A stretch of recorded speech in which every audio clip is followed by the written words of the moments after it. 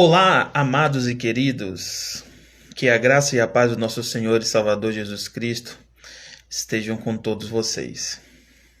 Estou aqui na nossa live de número 2 do Ministério O Caminho, Ministério de Intercessão O Caminho. E nós começamos uma série de mensagens que é um módulo de capacitação para a formação de intercessores. E na nossa última live nós falamos sobre oração, né? Nós chegamos ao entendimento de onde que surgiu o termo oração, o Letfalel, né, no hebraico. Nós entendemos que o termo oração ele surgiu diante do evento que aconteceu com Ana, né? Ana, a mãe do profeta Samuel, o quebrantamento que ela teve, a entrega que ela teve, né, no templo do Senhor, pedindo a Deus uma solução para a sua situação, a vontade e o desejo que ela tinha de gerar um filho, de poder gerar um filho. Então, aquele quebrantamento dela, né, aquele ato de que os lábios se mexiam, mas não saíam palavras, porque somente o coração dela falava naquele momento. Então, aquela expressão deu início para o termo o que nós entendemos hoje como oração. Então, a oração ela tem um sentido muito maior do que falar com Deus. É simplesmente mais do que falar, do que proferir palavras. Mas quando o seu coração está conectado, quando o seu coração está voltado, está quebrantado para Deus. E hoje nós vamos continuar falando sobre oração. Um tema muito importante para a vida cristã, né? O crente que não ora, ele não tem conexão com Deus, porque a nossa maior via de ligação e de conexão com Deus é através da oração, certo? E hoje eu queria falar sobre os tipos de oração, né? Ultimamente nós temos falado muito sobre benchmarking, né? O benchmarking nada mais é do que você imitar o que o seu concorrente está fazendo para que você possa ter um posicionamento diferencial no mercado, né? Nós entendemos também o conceito de referência. Muitas pessoas são inspiração, são referências para a gente. Então, falando-se do tema oração, qual é a nossa maior e grande expectativa? A nossa expectativa é que Deus ouça a nossa oração. Então, quem foi que já orou e teve a resposta? Quem foi que clamou, que pediu e que foi atendido? E o que foi que essa pessoa fez? O que foi que essa pessoa fez de diferente, por exemplo, para fazer com que a oração dela fosse respondida? Então, hoje nós vamos mergulhar um pouco na Bíblia para entender algum desses aspectos. E desde já o que eu posso adiantar dentro desse contexto é que na Bíblia nós temos diversos tipos e estilos de oração. Essas orações elas seguem uma peculiaridade de acordo com cada orador, com a personalidade de cada um, com o tempo que cada um viveu, com a circunstância que cada um viveu, de acordo com as suas propriedades específicas de índole, de temperamento, que isso faz com que eles tenham uma diferenciação e um posicionamento. Mas eu acredito que as questões pessoais ou interpessoais, elas não interferem naquilo que pode caracterizar como resposta. Nós precisamos entender que o poder está em Deus. O poder emana de Deus. O poder sai dele. Então é a decisão dele. O poder não está em mim. O poder não está em quem está pedindo. Não é a grande figura, o grande profeta, o grande líder. O poder não está em quem ora. O poder está em quem responde. Então, o que nós podemos fazer para chamar a atenção, para inclinar os olhos de quem tem o poder de responder, de quem pode resolver, de quem pode trazer solução, né? Nós temos alguns relatos na Bíblia, por exemplo, da situação de Abraão, né? Abraão, ele, conforme o relato em Gênesis 15, do 2 ao 4, nós vamos ver que Deus ele começa falando com Abraão: olha, eu vou fazer coisas grandes na sua vida. E aí Abraão vira para Deus e fala assim: mas Senhor, eu não tenho filhos, eu não tenho herdeiro. Por acaso o meu herdeiro vai ser o Eliezer, o nascido na minha casa? Então, quantas pessoas às vezes têm um foco tão grande no seu coração, tem uma pendência tão grande no seu coração, que nada ela consegue fazer em paralelo sem que aquilo seja resolvido.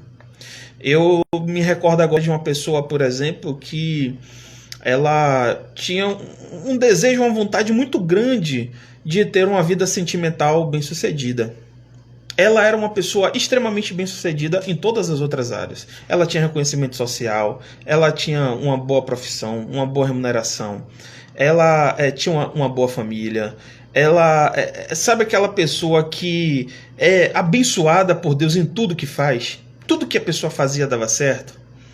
No trabalho, 2, 3 formações, aquela pessoa que é uma referência social. Mas ela tinha um gap, que era algo muito profundo do coração dela, que ela queria casar, ela queria ter um esposo, queria ter filhos, e o posicionamento de decisão dela na escolha, né, das pessoas que ela tentava um relacionamento não condiziam com o perfil dela, então ela acabava tendo inúmeras frustrações em todos os relacionamentos que ela tinha iniciado. Acabava terminando, a pessoa acabava traindo, a pessoa não se motivava em prosseguir um relacionamento com ela. Então a pessoa tinha sucesso em tudo, menos na vida amorosa. E ela vivia depressiva. Algumas pessoas têm sucesso na vida amorosa, vivem bem, têm saúde, têm família, mas não tem um bom resultado financeiro. E a pessoa se torna depressiva, se torna triste por aquela situação.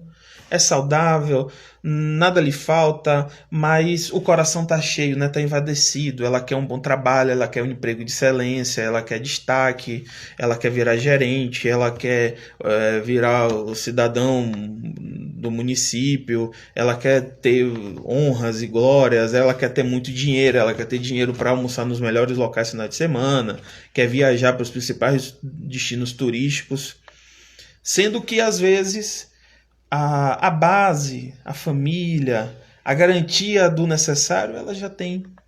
Quantas pessoas, às vezes, que têm uma vida financeira bem-sucedida, mas não têm paz, mas não estão bem consigo, não estão bem com Deus, estão com os filhos nas drogas. Eu conheço várias situações.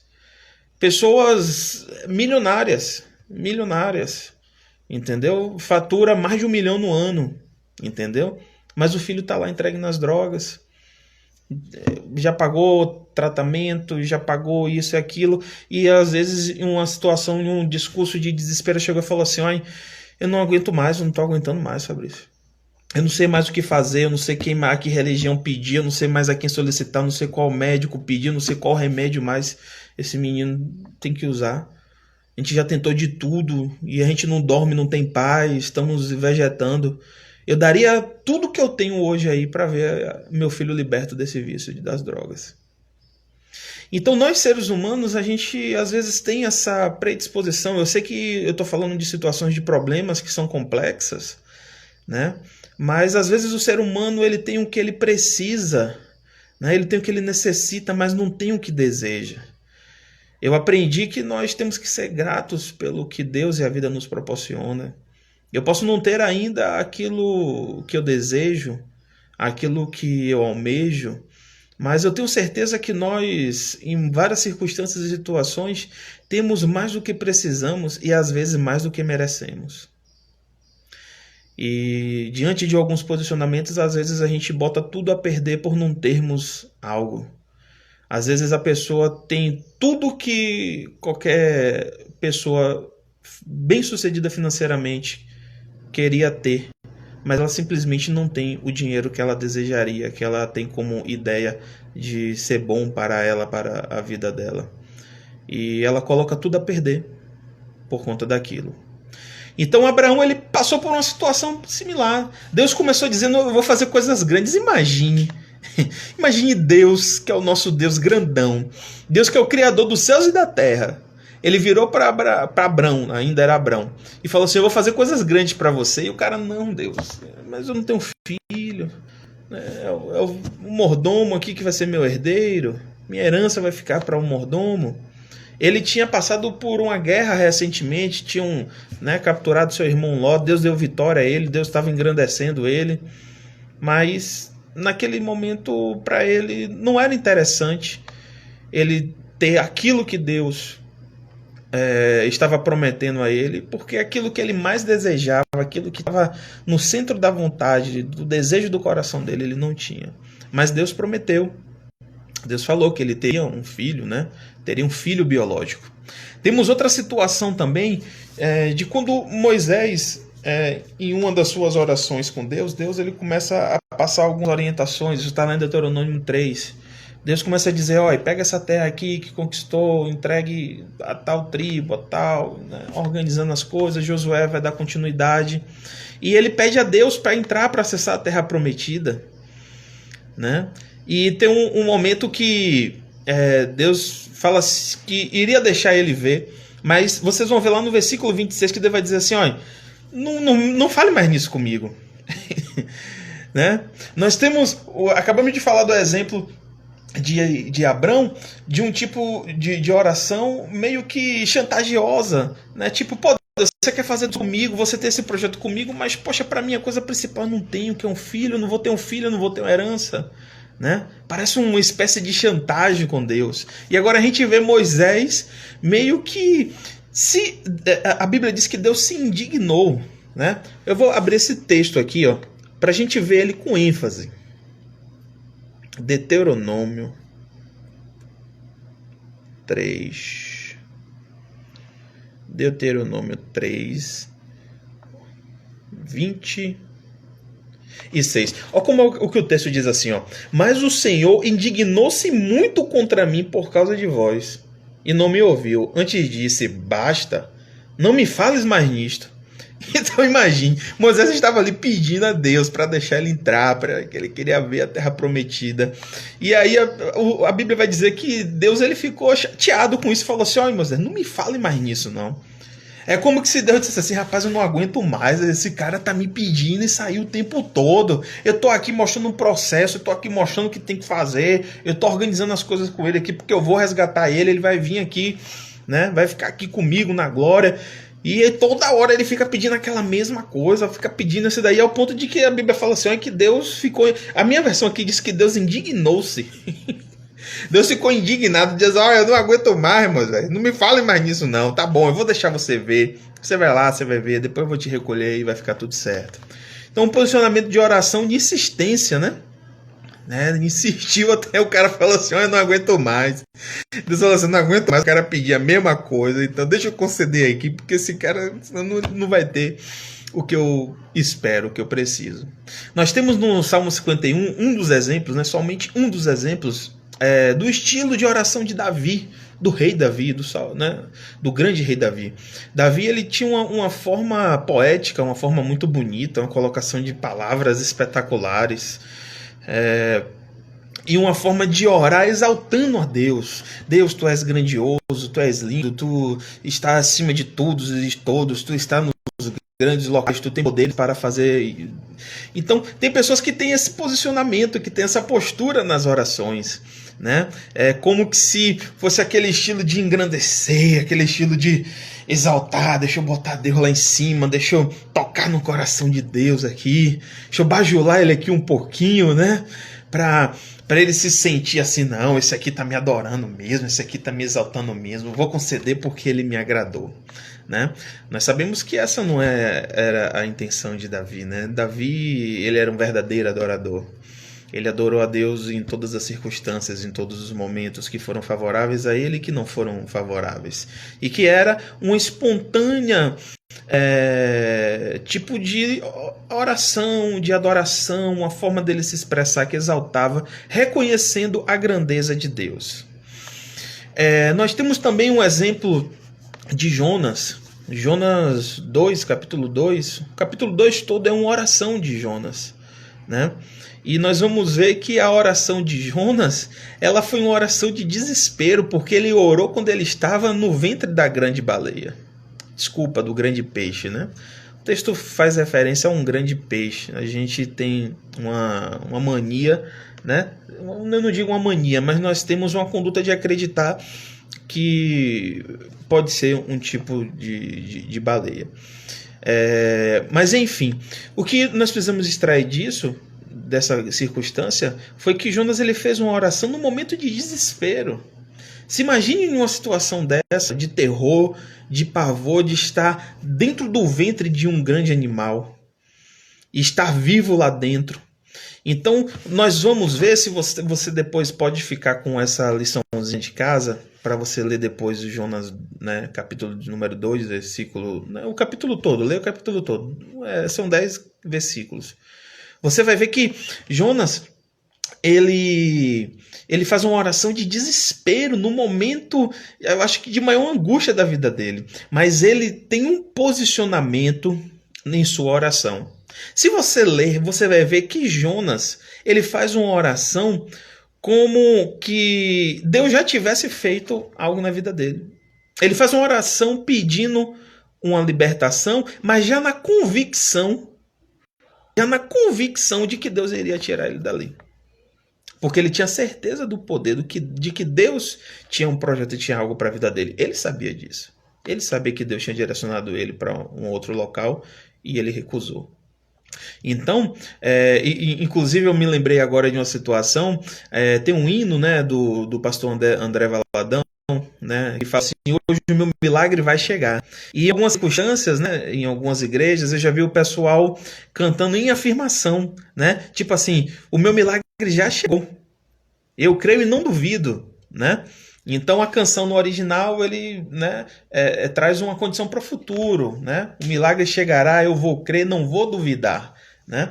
Então é um posicionamento de você ter um estilo de oração já crendo, né? Uma oração tipo assim, você está pedindo alguma coisa, agradecendo a Deus já pela entrega que você espera, meio que não dando uma condição de não acontecer, né?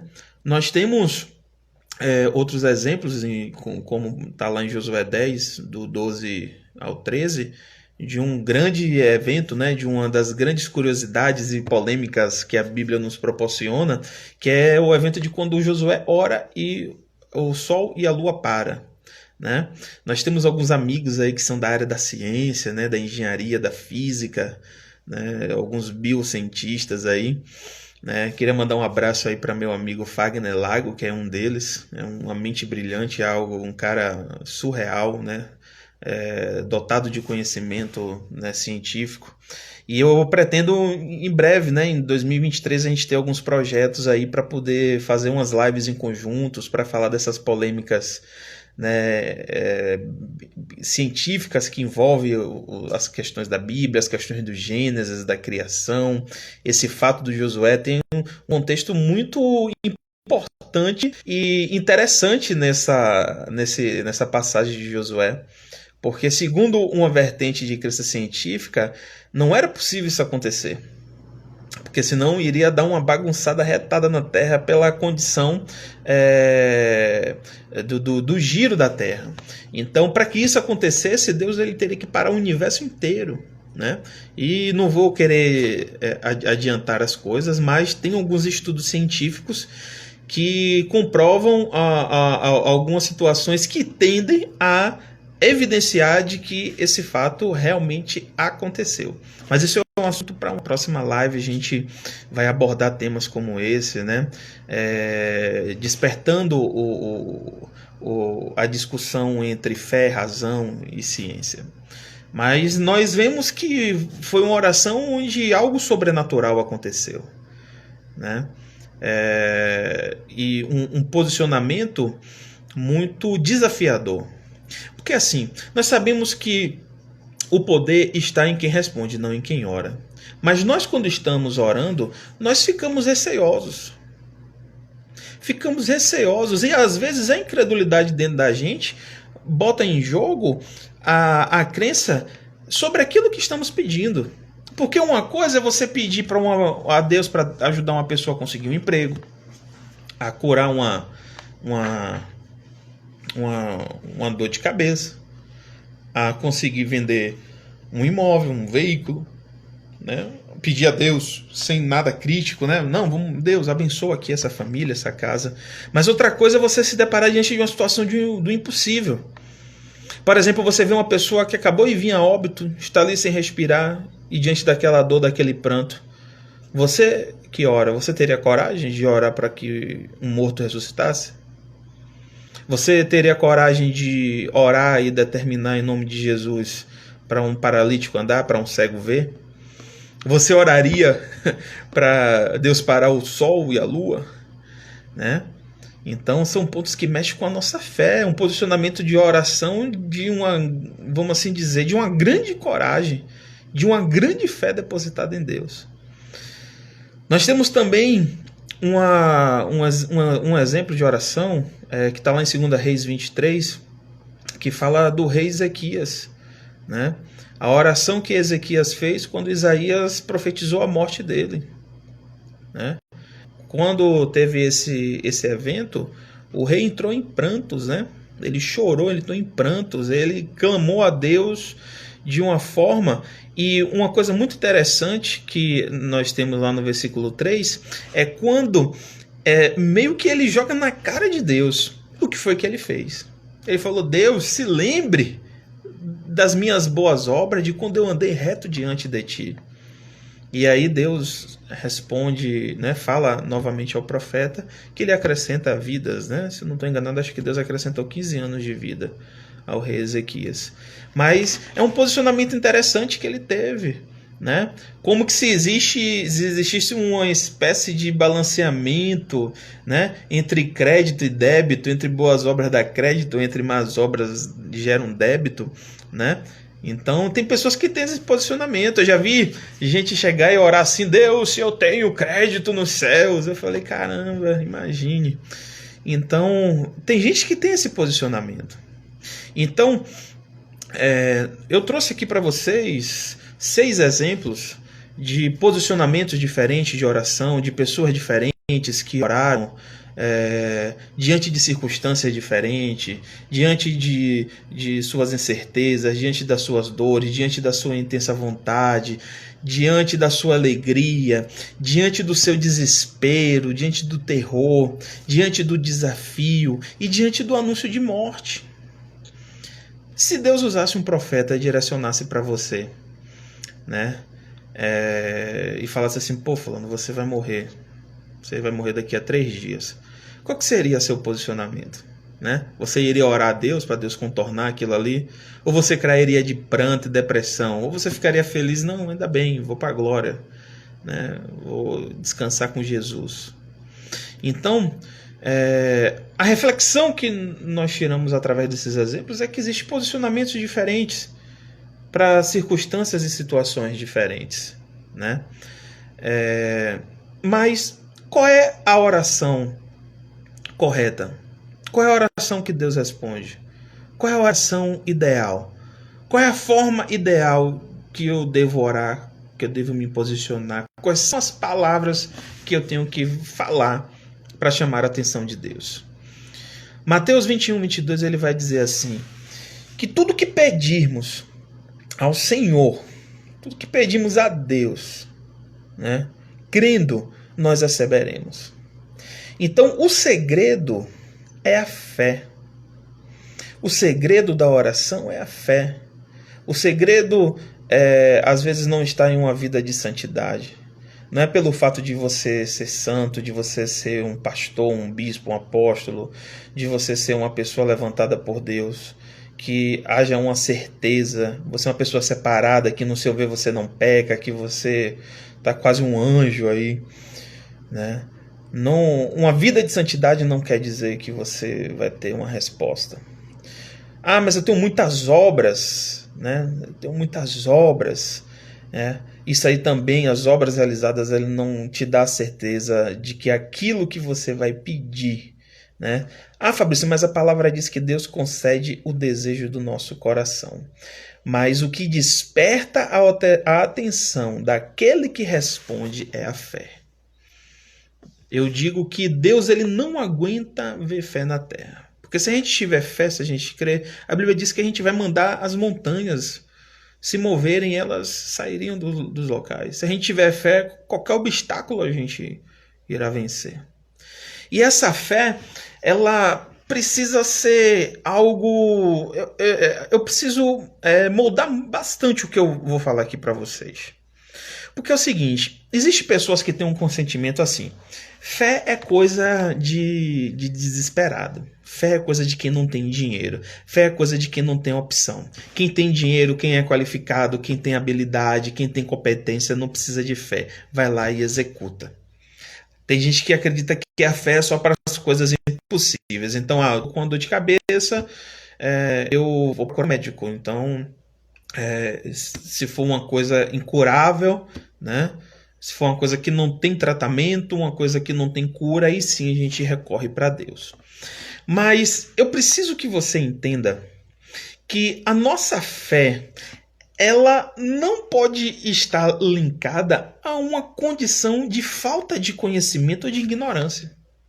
A nossa fé, né, o que eu estou falando para você aqui não é controvérsia, mas a nossa fé ela precisa passar por um processo cognitivo, precisa passar por um processo inteligente.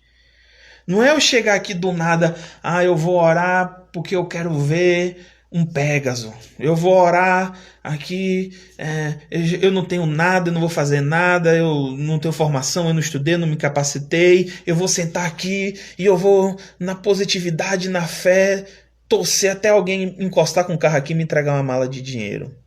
Não, não pode ser dessa forma. Nós precisamos entender aquilo que é do homem e aquilo que é de Deus. Precisamos entender aquilo que está na nossa competência e aquilo que está na competência de Deus. Mas aquilo que nós pedimos em oração, ele precisa passar por um processo cognitivo. Porque existe um vilão que pode fazer com que você perca a sua fé e com que você se encontre em uma situação onde a sua oração seja vã, que é o aspecto emocional. Esse aspecto emocional ele pode estar linkado ao medo, à dúvida, à incredulidade. E todas essas situações, elas anulam a fé. Então a minha oração, ela precisa estar baseada no conhecimento da palavra de Deus. A minha oração, ela precisa estar baseada em um aspecto racional. Ela precisa estar baseada em um aspecto cognitivo. Eu preciso saber o que eu estou pedindo. Eu preciso ter consciência do que eu estou pedindo. Eu preciso ter convicção do que eu estou pedindo. Então, crer é mais do que aquela força que a gente coloca assim. Não, eu creio, eu sei que vai acontecer, entendeu? Não adianta. Eu vim com uma afirmação, com palavras, verbalizar uma afirmação e uma oração daquilo que eu estou pedindo, tá? Naquele anseio, naquela ansiedade, naquela expectativa, naquela liberação de adrenalina, de noradrenalina e acreditando não vai acontecer, sabe? Aquela torcida pela cobrança do pênalti. Então, a oração e o depósito de fé, ela é mais do que isso. Porque não adianta eu fazer uma oração naquele momento, né, naquela torcida de que vai acontecer, mas dentro do meu coração eu não acreditar que Deus tem poder. Ou então eu achar que, por exemplo, aquele propósito serve a Deus. Quantas vezes eu já não me deparei diante de situações para orar de pessoas que estavam em doenças terminais. Em situações onde um homem já tinha decretado que não tinha mais jeito. E eu confesso a você que passou pela minha cabeça, eu oro ou não oro? Será que Deus vai levar essa pessoa? Será que Deus vai recolher? Será que Deus não vai curar? E se eu orar e decretar a cura e não vir, eu vou ser envergonhado. Eu já vi pessoas orando de uma forma dizendo assim, eu vou orar aqui e se não acontecer, eu vou negar Jesus e vou rasgar a Bíblia. Né? Eu falei, caramba, velho, que coragem desse cara. Que coragem. Porque existem coisas que somos movidos por Deus a fazer. Deus nos move, mas tem coisa que nós que fazemos que movemos a Deus.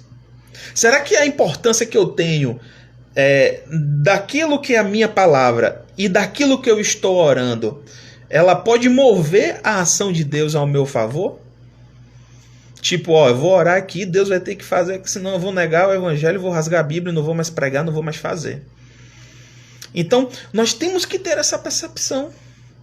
Às vezes, nós estamos orando por uma causa em uma pessoa e sabemos que aquela pessoa tem uma conduta que atrapalha. Tipo assim, eu tô orando por uma pessoa conseguir emprego, mas eu sei que ele é preguiçoso. Eu sei que ele não vai acordar de manhã cedo. Eu sei que ele não vai preparar um currículo. Eu sei que quando chega na entrevista ele vai falar um monte de asneira.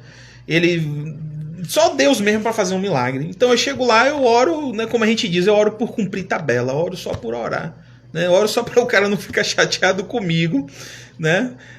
Porque eu não orei, né? Eu não posso recusar de orar, né, pelo cara. Mas eu sei que o cara não vai fazer nada, né? E tipo assim, orar para colocar um cara preguiçoso e ruim de trabalhar como aquele é uma oração para conseguir, mas às vezes seja um desejo de maldição para alguém que vai empregar aquela pessoa, que vai ter que pagar um salário para uma pessoa uma condição altamente desfavorável.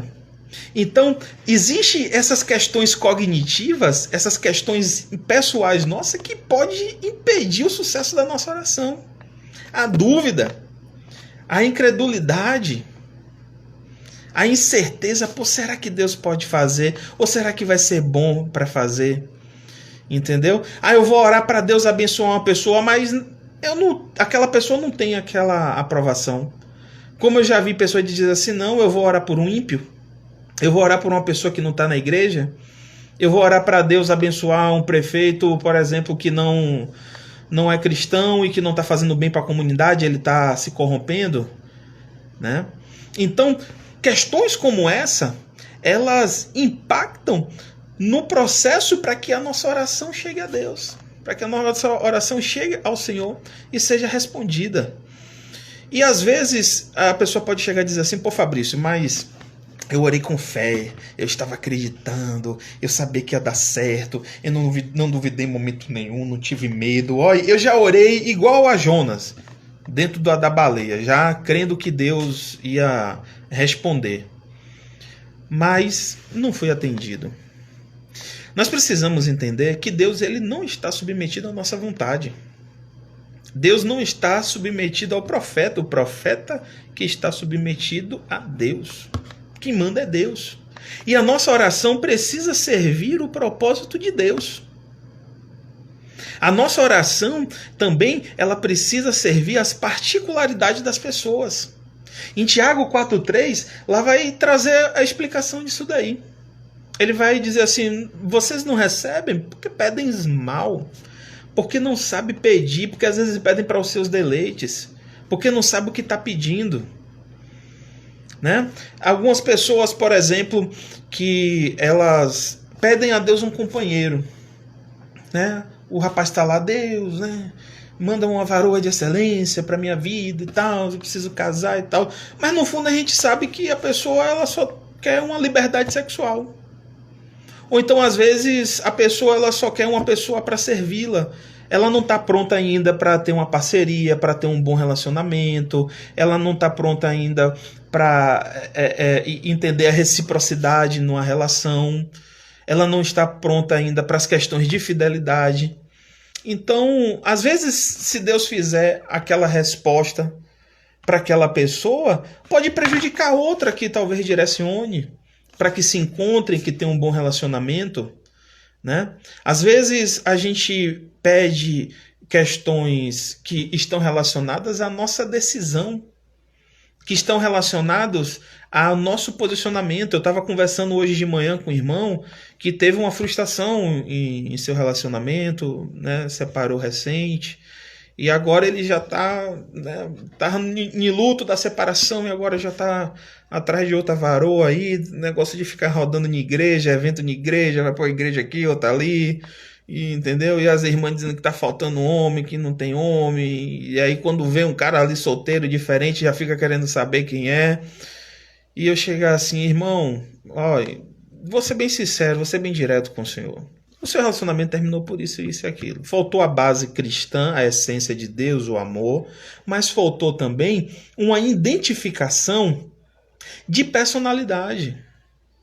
Porque precisa haver uma concordância de características, uma concordância entre abrir mão, de convivência. Existem personalidades, existem temperamentos que são incompatíveis. E que a vivência dessas duas pessoas, ela vai ser altamente tóxica para uma relação. Por isso que precisa haver a fase do conhecimento, da identificação, do namoro sem promiscuidade, do namoro sem sexualidade, do namoro onde cada um vai conhecer a expectativa do outro.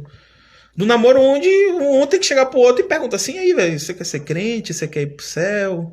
Entendeu? Às vezes a mulher diz assim, pô, eu não abro mão de todo final de semana estar numa praia, eu tenho que estar na praia e o cara não gosta de praia, não gosta de sol quente, não gosta da areia, não gosta do salitre, não tem alergia às comidas da praia. Então vai haver incompatibilidade.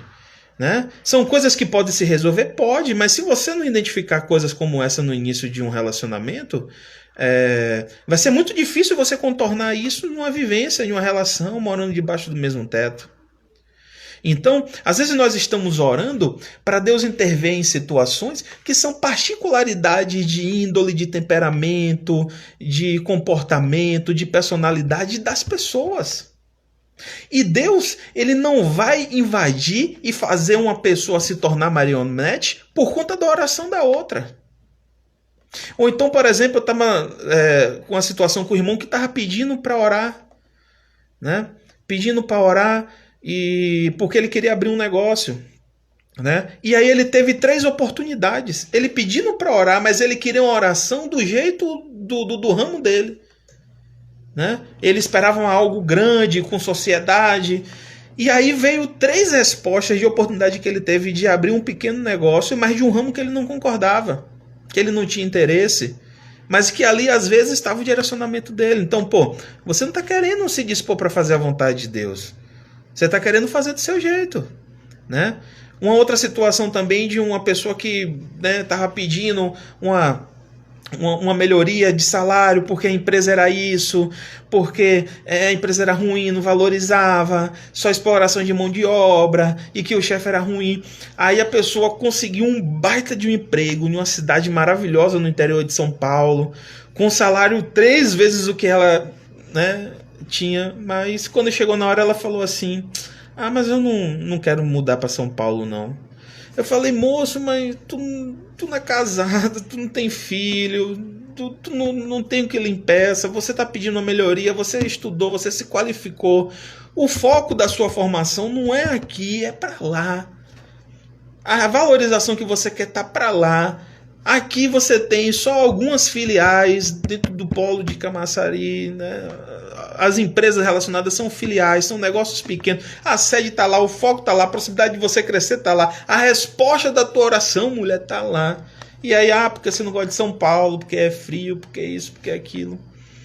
Então, Deus respondeu a oração, Deus respondeu o que ela pediu. Mas a particularidade dela, né? A particularidade dela bloqueou com que aquela bênção acontecesse na vida dela, porque ela recusou. Então, nós temos que ter a nossa vida definida, nós temos que saber o que nós queremos. Às vezes, tem pessoas que elas estão querendo vender carne para um budista. Está querendo vender uma carne de boi para um budista. Então, aquela pessoa entende que aquele animal é sagrado. Ela foi ensinada dessa forma. Então, eu vou querer vender alguma coisa que a pessoa acredita ser sagrado, eu vou tentar empurrar aquilo para ela. Né? Como uma pessoa querer vender, como eu já vi mesmo, uma mulher querendo vender uma roupa curta. Né? Eu não sei como é que chama muito esses negócios, acho que é droped, aquele negocinho assim que a mulher fica mostrando a barriga. E querendo vender para a irmã, mas a irmã é da Assembleia de Deus, a irmã é conservadora, não usa aquelas coisas. Então, às vezes, a gente... há um pouco tempo, eu estava conversando com uma pessoa que falou assim, eu quero mudar o posicionamento do meu negócio, eu estou trabalhando muito e ganhando pouco. Eu cheguei e falei para ela assim, fulana, mas o estilo do seu negócio é esse. O posicionamento do seu negócio é esse. O seu negócio é popular, o seu negócio é para quem está no médio para baixo. Se você quer levar elevar o valor do seu serviço, você tem que entender que 90% das pessoas que compram com você não vão poder pagar. Então você tem que procurar um outro nicho, você tem que procurar uma outra estrutura, você tem que procurar um outro rol de convivência. Você quer fazer um procedimento para atender 40 pessoas em um dia, né? E ela queria atender 20 e ter um resultado maior do que ela tinha atendendo 40. Eu falei, pô, então você só vai conseguir isso aumentando o preço do seu serviço. Mas a pessoa hoje que está pagando 100, 150, 180, ela vai poder pagar 400? Não vai, essas pessoas não vão. Elas vão botar no cartão e dividir isso aí? Não vão. Então, você tem que mudar o seu posicionamento. Então não adianta eu chegar e vender um negócio que a pessoa já está se sacrificando para pagar, entendeu? Achando que eu vou fazer um negócio que eu estou cobrando 100 e eu vou fazer achando que a pessoa na hora de pagar vai pagar 300. Não vai. Para você alcançar aquela pessoa que pode pagar 300, você tem que tomar outras ações. E aí começa uma vida de murmuração, uma vida de incredulidade, uma vida de insatisfeita. Eu investi nisso aqui, me preparei para isso aqui, mas está tendo posicionamentos errados. Está tomando posicionamentos errados, está tendo uma visão errada, está pedindo a coisa errada. Então, imagina se Deus fosse fazer um movimento para responder todas essas coisas. Por isso que Tiago está correto. Por isso que o Tiago diz que a gente não recebe porque não sabe pedir, não sabe o que está pedindo, porque a gente pede mal. Eu me lembro agora de um filme com aquele Jim Carrey. Não sei se é aquele Todo-Poderoso ou é o Todo-Poderoso, que aí meio que ele incorpora a função de Deus ali. E aí parece que os pedidos de oração vêm em meio, ele cansa de analisar tantos pedidos de oração. E aí eu não me recordo de certo agora, mas parece que ele botou uma resposta automática e disse sim para todo mundo, né? E aí foi uma zona terrível, entendeu? Teve vários problemas, várias situações, entendeu? Que causou um desastre na Terra. Então, se Deus for responder tudo de acordo com aquilo que está sendo pedido, né, a gente vai ter um caos na Terra. E talvez aquela petição nossa, talvez aquele pedido nosso seja para nossa maldição. Às vezes a gente não está preparado emocionalmente, a gente não alcançou a maturidade, mas falta às vezes a capacidade de humildade dentro de nós mesmos e de reconhecer. Porque nós gostamos muito de transferir responsabilidade. De transferir a culpa. Não, a culpa é de Bolsonaro, é de Lula, a culpa é de Rui Costa, a culpa é do pastor, a culpa foi do prefeito, a culpa foi do meu pai, da minha mãe, a culpa foi porque eu não estudei numa boa escola. E encontra desculpa e justificativa para tudo que não teve competência para fazer.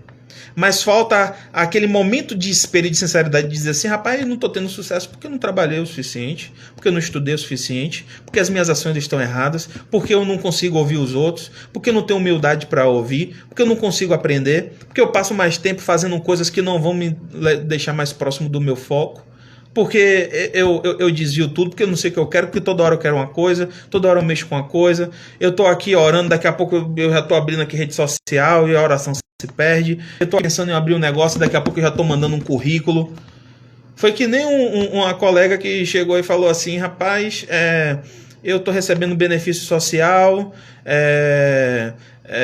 e com esse benefício eu consigo fazer uns complementos de atividade que me dá uma renda extra e eu tenho liberdade para cuidar dos meus filhos.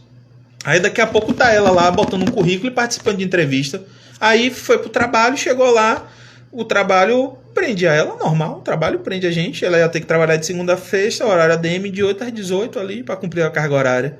Aí ela não conseguia fazer os complementos, ela ia perder o benefício social e ela não estava conseguindo dar conta dos filhos, estava tendo que pedir aos outros para cuidar e pagar alguém para cuidar. Então, a gente precisa ter uma sessão com nós mesmos, enxergar nossas características, analisar a nossa mente, analisar o nosso coração, ver o que nós estamos projetando, o que estamos planejando, o que queremos para a nossa vida, para que a nossa oração seja uma oração inteligente, não seja uma oração de controvérsia, não seja uma oração vaga, uma oração vã, uma oração que às vezes, ao invés de estar pedindo uma bênção, vai estar pedindo maldição para a nossa vida. Às vezes nós pedimos dinheiro, pedimos oportunidades financeiras, né? A questão do cristianismo ficou muito voltada para isso aí. Perdeu muito a introspecção, perdeu muito as características de personalidade, de testemunho, de conduta, e muito direcionado para as questões de resultado financeiro. Entendeu? Teve uma vez que eu fui questionado por uma pessoa: você fica aí pregando, você fica aí dizendo que Jesus é bom, mas você tem um Ford Ka financiado.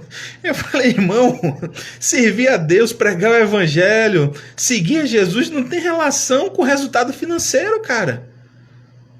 Não é porque eu estou servindo a Jesus, não é porque eu sou pastor de uma igreja que eu vou ter que andar de BMW, que eu vou ter que ter um Corolla, que eu vou ter que ter um conversível. Não tem, a gente tem que parar com esse neopentecostalismo na cabeça, essa loucura de life coach, não sei o quê, né? Como é aquele negócio? Pior semana da sua vida, essa vida de merda que você tá vivendo, diga não pra essa vida de mediocridade, essa vida de miséria, entendeu? Como que se Jesus estivesse no sucesso financeiro?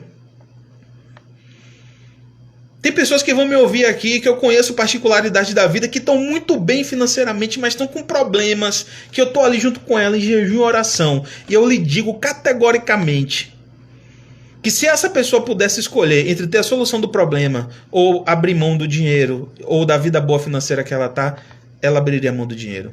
Porque só quem passa uma turbulência, uma tribulação de verdade, que o dinheiro não tem como consertar e corrigir, que sabe que às vezes não vale de nada. Então, precisamos entender que está mais ligado entre nós e Cristo do que ao resultado financeiro, social. Esse negócio, essa teoria de prosperidade, de que você tem que mostrar o sucesso para que você possa fazer qualquer coisa. Não, eu só vou pregar para Deus prosperar as pessoas quando eu tiver 1 milhão na conta, né? Aquela coisa de que primeiro tem um sucesso para depois fazer alguma coisa. Não. Primeiro a gente faz e trabalha e depois vem a consequência. Depois Deus retribui. E a maior retribuição de Deus é paz, é harmonia, é amor, é alegria. Não tem nada melhor do que você ter a oportunidade de ganhar seu pão e terminar seu expediente, chegar em casa, curtir sua família, sua vida ali com sua esposa, né? Às vezes não tem um dinheiro para você ir num restaurante chique, top, mas dá para você ir ali na padaria comprar um pão com queijo e presunto, tomar com café com leite gostoso. É melhor ter paz, é melhor estar com Cristo. Então, que essa palavra de hoje sirva para que você possa fazer uma reflexão sobre a sua vida, sobre o que você tem feito, qual tem sido o seu posicionamento, quais são os seus sonhos, quais têm sido as suas petições, qual é a sua luta, sua dor, sua causa, e que você entregue seu caminho ao Senhor, entregue seu caminho a Deus, creia que tudo Ele fará, creia que Deus é poderoso, creia que Ele é o maestro da vida. Creia que Ele está direcionando para o melhor caminho, que por mais que esteja doendo, por mais que esteja difícil, por mais que você ainda não alcançou o que você queria, mas que Ele tem o melhor para você. Entrega teu caminho ao Senhor e persista na fé, na oração, mas uma oração com inteligência, uma oração que está baseada na palavra, uma oração sincera, uma oração que vai ser tão poderosa que Deus ele não vai ter outra alternativa, não por Ele estar submisso à sua oração, mas porque Ele vai ver a fé no seu coração, Ele vai ver a sinceridade no seu coração, e Ele vai entender que boa coisa você está pedindo. Que Deus lhe abençoe, que Deus continue contigo, que Deus lhe dê inteligência e sabedoria, para que você possa processar todo esse mix de emoção que eu tenho certeza que você, após ouvir essa mensagem, você está passando. Tenho certeza que essa mensagem tocou em você e colocou você para refletir, para repensar suas ações. Não recebemos porque pedimos mal. Não recebemos porque não sabemos o que pedimos. Então, que o nosso pedido, que a nossa oração seja um amém para o Senhor. É isso às vezes que está faltando. A gente aceitar a vontade de Deus na nossa vida. Existem pessoas que estão vivendo no fundo do poço justamente pelo fato de não aceitar, de não querer passar aquilo que Deus quer que ela passe. Então que a sua oração seja amém.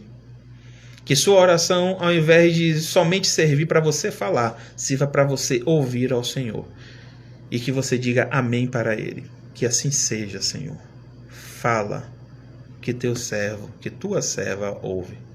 Deus te abençoe. Queria agradecer aos que participaram. A Rayane, a Rai, nossa amiga. Uma bênção de Deus. A Lua Clara. Ao Tiago, que participou aqui também conosco. Né? A Unicesumar Camaçari, pessoal abençoado aí da Unicesumar. Conheço o pessoal aí da faculdade. Tenho muito material deles aqui do curso de teologia, de ex-alunos que ganharam material, mas não quiseram o livro, e eu sou apaixonado por livro, não aguento ver um livro que eu quero. Edson, Juliano, meu amigo aí, Juliano Detetização aí, é um cara top aí de Camaçari. Se você tem problema aí com insetos, com praga na empresa, pode indicar aí que é um cara que tem um serviço diferenciado aí. Gilmar, Paulo. Enfim, Deus abençoe todos vocês, obrigado pela interação, participação. Vou disponibilizar essa live aqui também para ficar gravada e que para você possa rever outras vezes e compartilhar com outras pessoas. Deus continue te abençoando e que a mão do Eterno esteja sobre a tua vida e sobre a tua família, em nome de Jesus.